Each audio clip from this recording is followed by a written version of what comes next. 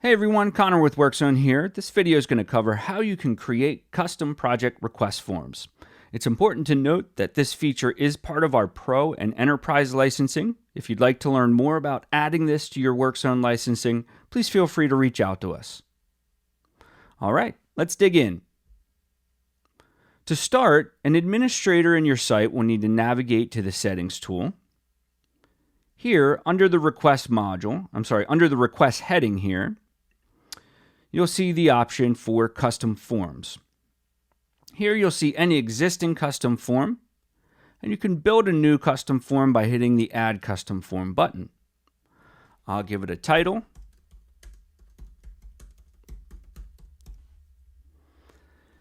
And then I'll select Access Type.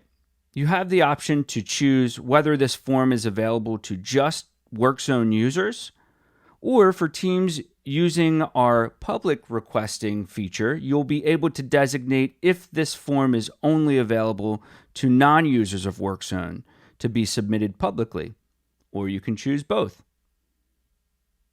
I'll go ahead and just grab the first one here, and I'll say that this form can be submitted to all workspaces.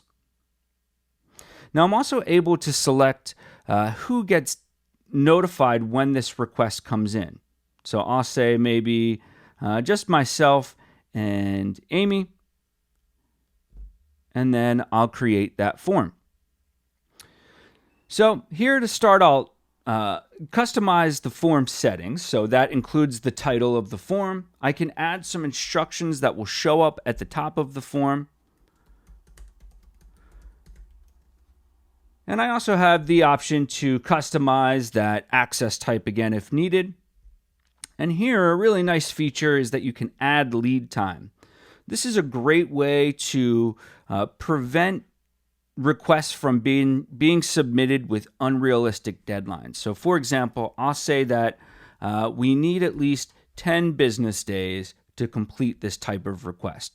That means that my requesters will not be able to select a date prior to the 10 days of lead time when they're submitting this request. All right, so now that I've customized my form settings, I'm now going to go through and just start building out this form. I can add questions here, and when you add a question, there's different types of input fields that you can select. So you've got a text area, a text box. This is just a single line. Then you have this text area, which is a text box. Date, checkbox, radio button, drop down. I'm going to go ahead and grab the drop down option. And I'm now able to choose whether or not this question is required. And actually, I should go ahead and enter a title. Let's see here.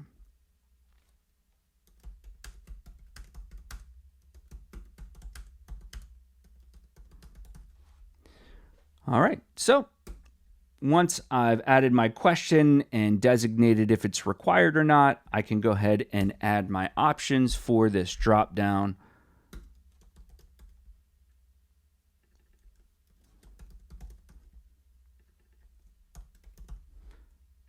You can continue to add additional options here by just hitting this plus button. You also have the ability to reorganize these answers as well. You'll notice that this is automatically showing up on my form here, and I can just continue to work through as needed. All right, so I'll add another question here. We'll say text area.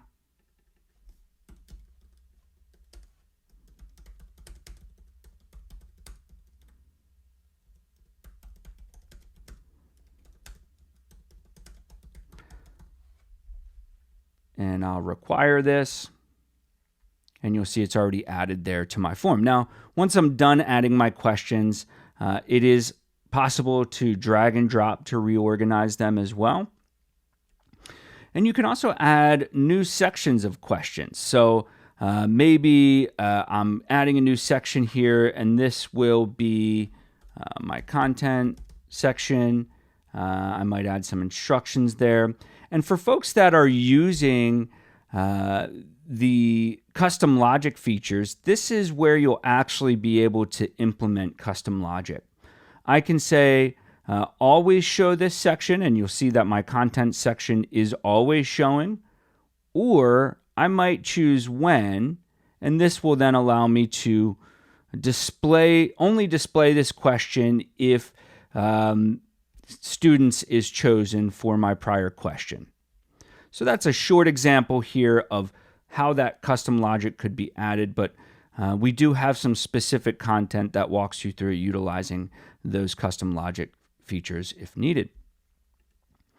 I'm going to go ahead and just add a test question here so you can see how that will show up with custom logic. So once you're done adding your questions and sections, you have the ability to preview this request form in the upper right-hand corner, which can really just give you a sense of what it's going to look like for the requester. Now you'll see the questions that I've added here, and you'll also see the lead time. So I'll go ahead and choose the students option here, and we should see that custom logic display the next section of the form, which we do. You'll also see that requesters will have the option to attach files and documents when they're submitting this form. All right, so going back to the form editor, the final thing that you'll do once you're done creating your custom form is activate the form. You can do that both here in the form itself, or when you go back to the forms list, you're able to enable and disable forms here as well.